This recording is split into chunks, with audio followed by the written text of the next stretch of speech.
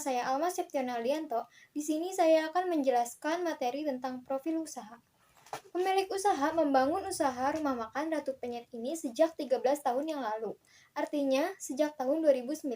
Awalnya pemilik usaha mendirikan usaha ini di sebuah kaki lima yang kemudian pindah ke Pujasera, sebuah tempat makan kecil di pinggir jalan. Namun saat ini beliau sudah tidak menjalankan usaha di tempat ini dan sedang mencari tempat yang baru. Kemudian beliau mendirikan cabang keduanya di Niaga. Sebelum mendirikan cabang kedua di Niaga, beliau terlebih dahulu mendirikan di Mall Jogja Kabupaten Karawang. Namun tidak lama beliau pindah dari Mall Jogja tersebut karena kondisi penjualan yang tidak stabil. Selanjutnya, saya akan menjelaskan materi tentang bahan produksi. Bahan produksi pada rumah makan Ratu Penyet yaitu sebagai berikut. Yang pertama, ada bahan untuk ayam penyet. Bersihkan ayam terlebih dahulu, lalu ayam yang sudah dibersihkan dimasak dengan bumbu-bumbu seperti daun salam, sereh, daun jeruk, lengkuas, jahe, bawang putih, bawang merah, kunyit, dan garam. Adapun bahan untuk pembuatan sambal penyet. Yang pertama yaitu ada cabai rawit, bawang putih, tomat, penyedap rasa, dan terasi. Perlengkapan yang dibutuhkan yaitu yang pertama ada kompor, lalu panci, nampan, wajan, pisau, sendok, talenan, piring, dan minyak goreng.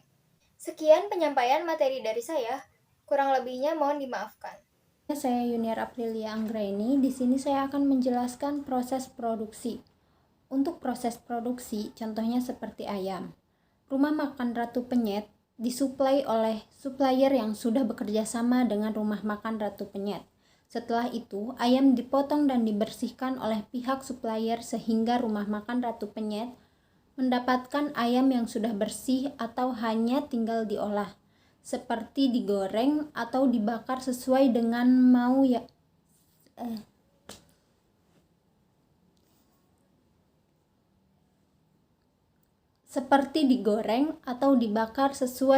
menu yang tersedia di rumah makan.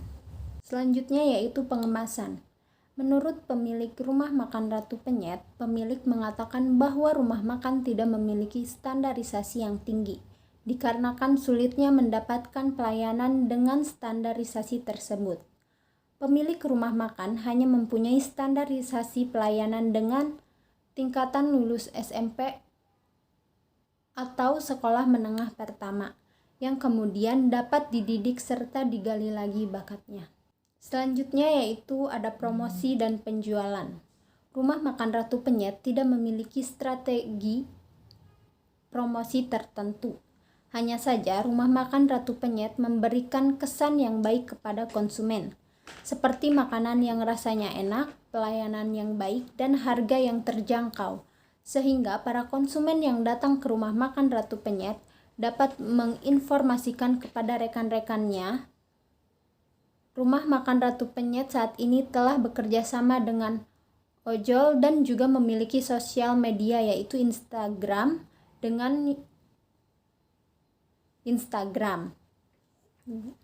sehingga dapat membuat banyak masyarakat mengenal tempat makan ini.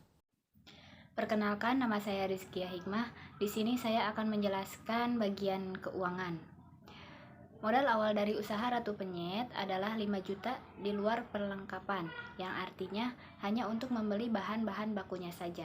Untuk 2 tahun pertama, usaha beliau ini selalu merugi, lalu beliau akhirnya pinjam uang, gali lubang tutup lubang, sampai akhirnya di tahun ketiga beliau baru mendapatkan keuntungan dari bisnis tersebut, dan hingga saat ini bisnisnya pun terus berkembang pesat.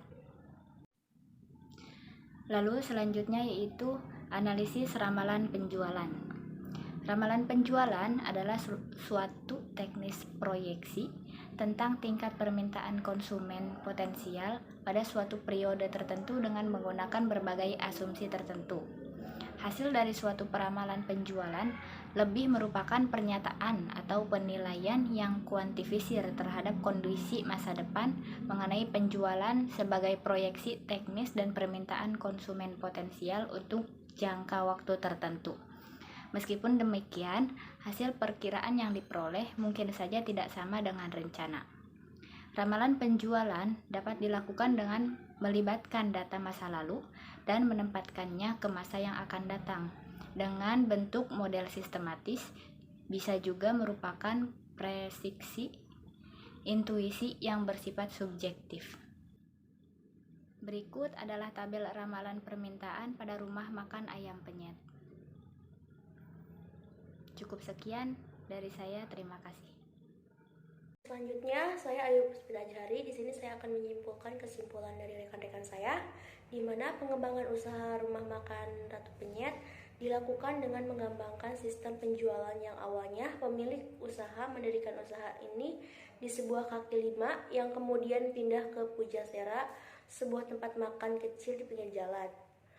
Saat ini beliau sudah tidak menjalankan usaha di tempat itu dan sedang mencari tempat yang baru. Untuk saat ini, rumah makan Ratu Penyet telah bekerja sama dengan Ojol, Gojek, dan juga memiliki sosial media, yaitu Instagram dengan username @ratupenyet, sehingga dapat membuat banyak masyarakat mengenal tempat makan ini.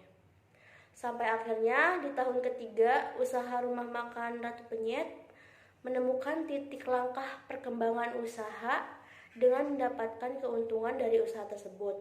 Dan hingga saat ini, usaha rumah makan Ratu Penyet terus berkembang pesat hingga kini. Keputusan dan rekomendasi.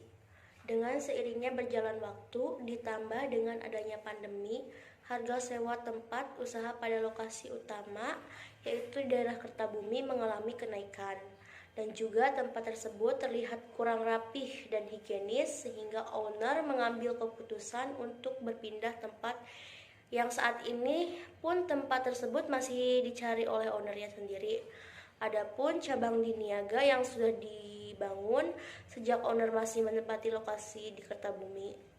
Rekomendasi yang kami berikan kepada usaha Ratu Penyet yaitu menambahkan kenyamanan pelanggan seperti mengubah tempat duduk, mendapatkan kipas uap air agak lebih jauh dari konsumen, menambah wastafel cuci tangan yang lebih dekat dengan konsumen.